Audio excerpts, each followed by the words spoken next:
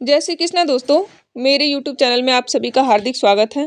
दोस्तों, आइए आज हम जानते हैं कि महाकुंभ प्रत्येक 144 वर्षों के बाद क्यों लगता है।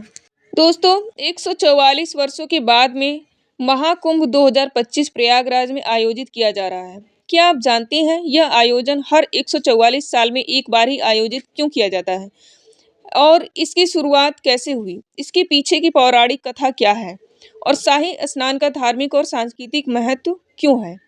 तो आज के इस वीडियो में हम इन्हीं सभी चीज़ों पर चर्चा करने वाले हैं। डिटेल में चीज़ों को डिस्कस करेंगे।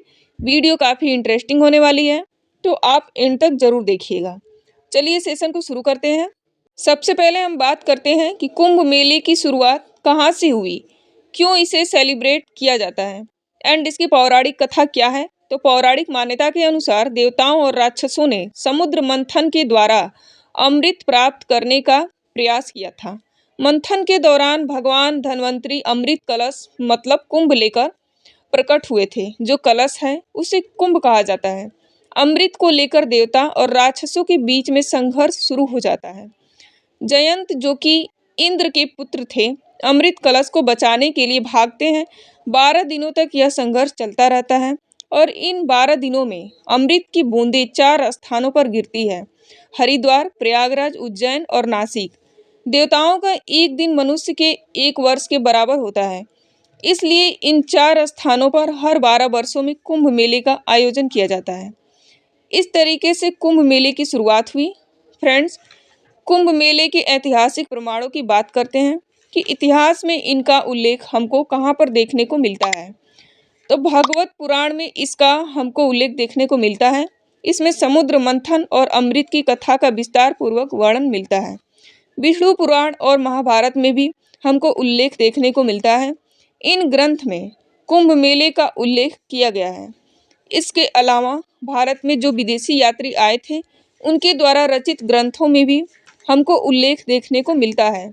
ह्वेन-सांग चीनी यात्री ने 7वीं शताब्दी में प्रयागराज की कुंभ मेले का वर्णन किया है। इसे राजा हर्षवर्धन के शासनकाल का एक विशाल आयोजन बताया जाता है।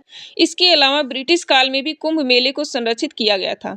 इसके बाद अगर हम कुंभ मेले के अलग अलग प्रकारों की बात करें, तो इनकी विशेषताओं को डिस्कस करें तो कुंभ बेसिकली 4 तरीके के होते हैं। महाकुंभ मेला यह केवल और केवल सिर्फ प्रयागराज में हर 144 वर्षों में आयोजित किया जाता है। इस बार का जो कुंभ है 2025 का प्रयागराज में, यह एक महाकुंभ है। इसलिए यह बहुत ही खास है क्योंकि इसका आयोजन 144 वर्षों के बाद किया जा रहा है। हर 12 पूर्ण कुंभ मेलों के बाद यह आयोजन किया जाता है, मतलब वह महाकुंभ कहलाता है। इससे पहले 1881 में प्रयागराज में महाकुंभ आयोजित किया गया था। तो महाकुंभ का मेला क्या होता है, समझ में आया होगा।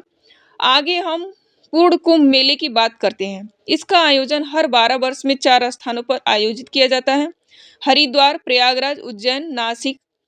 इसके बाद अर्ध कुंभ मेले की बात करें तो हर 6 वर्ष पर केवल हरिद्वार में, प्रयागराज में इसका आयोजन किया जाता है। अर्ध कुंभ मेले का इसके बाद माघ मेले की बात करें तो यह हर वर्ष माघ महीने में प्रयागराज के संगम तट पर आयोजित किया जाता है। तो यह अलग अलग कुंभ मेले को हमने डिस्कस किया। आगे हम स्पेशल फैक्ट डिस्कस करते हैं। रिलेटेड हम सिंहरथ कुंभ के बारे में बात करते हैं। तो उज्जैन में कुंभ मेले का सिंहरथ कुंभ के नाम से जाना जाता है।